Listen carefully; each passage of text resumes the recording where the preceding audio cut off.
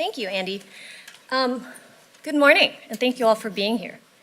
So before I begin, I would like to once again thank the National Academies, the organizers, and the staff for putting this all together. It's really a great honor to be part of this panel. So my task today was to talk a little bit about the psychological effects behind why we might accept or be more likely to believe misinformation. And specifically taking that and applying it to misinformation in science. And so to start, right, motivation and ability really drive the likelihood that we are going to accept misinformation. So there's these processes that are drivers of our acceptance and persistence of misinformation for individuals. But throughout all of this, heuristics are central to both of these processes. And so I want to look at motivation and ability in turn, and focus on two parts of motivation that I'd like to bring up. The first one being that when information aligns with our priors, we are more likely to accept that misinformation, right? And information in general, but specifically here we're talking about misinformation. So when information is more compatible with our previous knowledge, our previous values, and our beliefs, we're more likely to accept that. And we do this for a psychological reason, right? The theory of cognitive dissonance, this psychological state that we experience when we hold cognitions or pieces of information that are dissonant with each other, so they don't quite match with each other, right?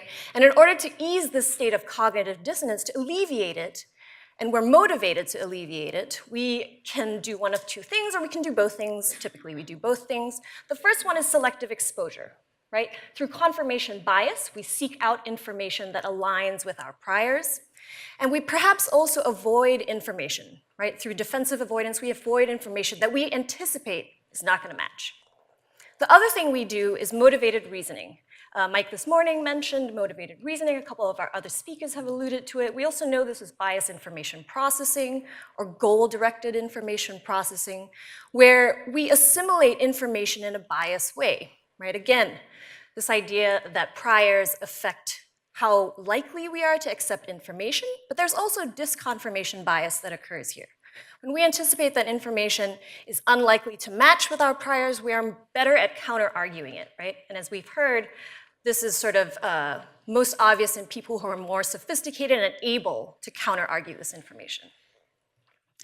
And this extends to science as well, right? So we see a lot of this in the political communication literature and the political psychology literature, but we see this in science communication. With scientific issues, a study we conducted where we showed people an article about nanotechnology, and then we offered them a list of headlines with different sources, right, where they might go and select information to read next.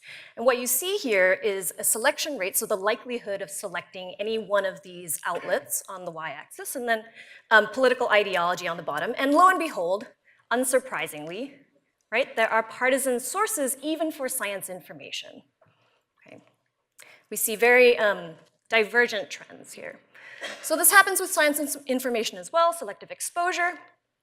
This also influences how we form our attitudes, right? There are these cognitive heuristics or these mental shortcuts that we use in decision making that help us make sense of science. So in this case, in a public opinion survey, we measured people's deference to scientific authority in the US, and we measured their perceptions of risks associated with genetically modified organisms. And then we also asked them about their support for labeling products that have nanotechnology in them. And what we see here is that their perceptions of risks about GMOs spill over, right? They act as a cognitive heuristic, and they inform people's attitudes towards support for labeling nanotechnology, for example. And this is especially prevalent among people who tend to be lower on the scale of deference to scientific authority. In addition to these cognitive heuristics, though, we also have emotional or affective heuristics that we use in decision making, and we do this in everyday life.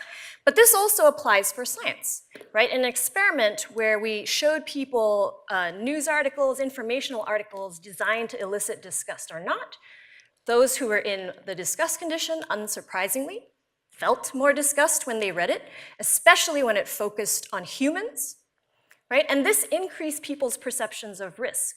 Okay, so disgust has sort of this indirect effect on people's perceptions of risks when it comes to issues that maybe are novel to them, right? In this case, we're looking at modification of microbiomes. The specific case was fecal microbiota transplants because that lends itself well to studies of disgust.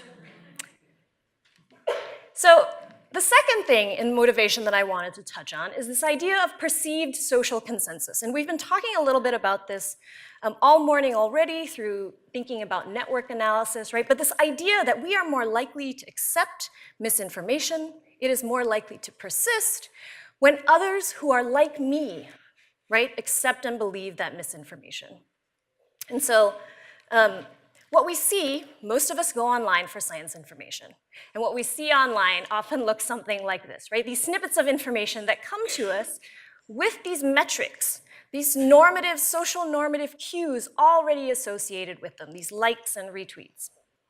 And recently, scholars have found, right, that these cues, these metrics on social media, especially when they're high, have a lot of influences, right, on how we perceive others around us. So for example, it changes our perceptions of others' importance, right, the salience of climate change for other people. It changes whether we think other people around us are getting the HPV vaccine. In the case of a social media marketing campaign, it also increased people's intentions to drink alcohol. Okay, so these social cues around us also help, right, when it comes to misinformation. So then we turn to ability, right? Our acceptance, again, of misinformation has to do with the motivation to accept it and then our ability. And here we're really asking, can we recognize that misinformation, right? Do we have some of that ability to recognize that misinformation? And you see in this, these data before, they're from the Pew Research Center. The data might suggest that we are maybe not as good as we need to be at recognizing misinformation. In 2016, 1 in 4 Americans shared some type of misinformation or fake news. And so we think perceptions of credibility should help. The CDC has been brought up quite a lot today, right? But we had a question in the last panel about this.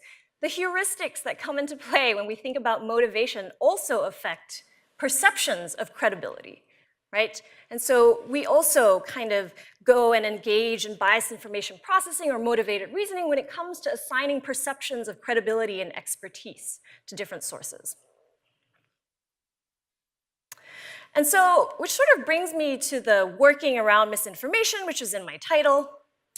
So first of all, digital information literacy is something, or media literacy, right? This idea that we now in this new information age need some ability to evaluate these messages, right?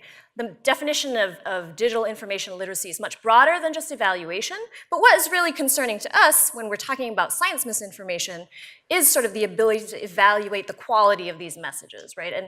And research would suggest that in the US, literacy or digital information literacy is quite low, right? And this maybe can be a goal, right, of education that can sort of work on this.